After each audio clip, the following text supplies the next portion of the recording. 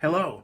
You might remember the 1980s as a time when there were great guitars, sweet tunes, and big hair.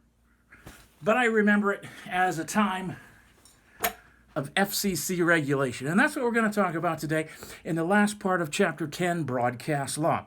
So, we last talked about the FCC trying to deal with scarcity and doing things in the public interest, which they did for a long time, from 1934 until the 1980s. The 1980s came in, and along with some great music, they also had some deregulation of broadcast and radio. Now, the interesting thing about this was I was just getting out of school, so I remember all of these things going on and thinking, I hope this works because it sounds like it could be a bad idea.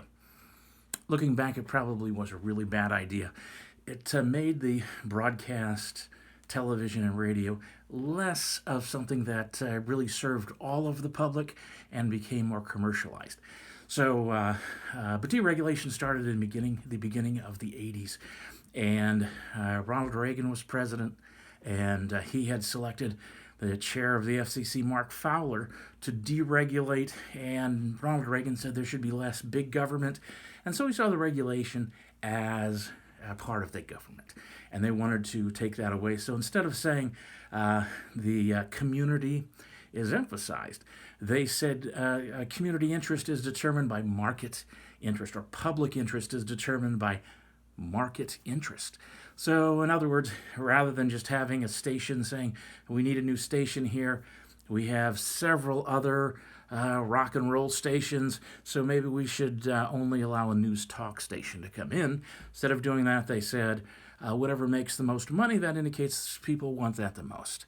So that was the market system. That was part of the deregulation, getting away with the rules, getting away from the rules and regulations of the past.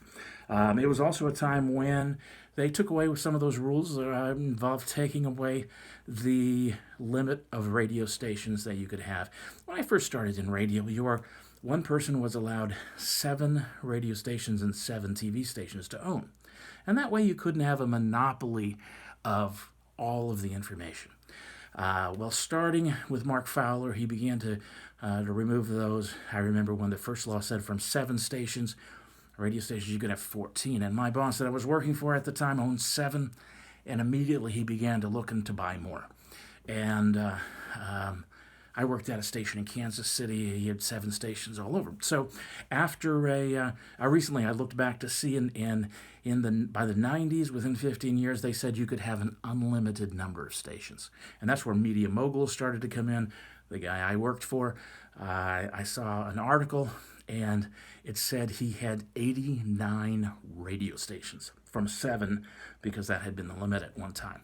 So this was what deregulation was all about, what it was causing at the time. Another thing the FCC was concerned about was the effect of television on children and how much advertising was allowed for children. So they were also concerned because some programmers were having products that sold in stores, and they were basically the commercial or the cartoons.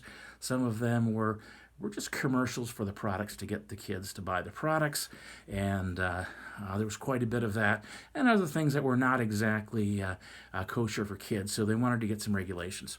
So in 1990, they came up with the Children's Television Act. There were a couple of parts to that, but it was the first attempt to try to do something for the FCC, to try to do something in regard to children's television. Didn't have much teeth, but later on they began to enforce some of the things that they had thought of with this Radio Act, or excuse me, Children's Television Act. I'm going back to that was the last thing we looked at earlier in broadcasting. So the Children's Television Act required programming for educational and informational needs. So you couldn't just have one mindless show after the other.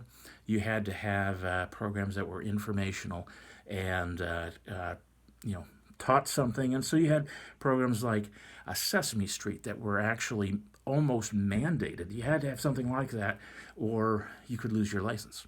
So, informational programming, and today you still see things like the more you know, and it will tell you something. Or if you'd like to read after they show a program, if you would like to read more about this, you can come and find out more information. Sometimes they'll ask you if you want an informational guide. This all goes back to this original law. So one, it required informational programming. Two, it limited the commercial time. It said you can't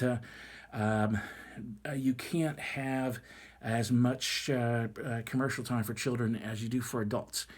They were afraid it could influence them, make them too commercialized. And so that was the second thing. And the last thing, which I just mentioned, they encouraged the use of study guides and things that they could get people to interact, and so that it would be good for children. And there were groups that were pressuring them to do this, and so that was one of the reasons that they ended up doing the right thing. That ends our broadcast law segments.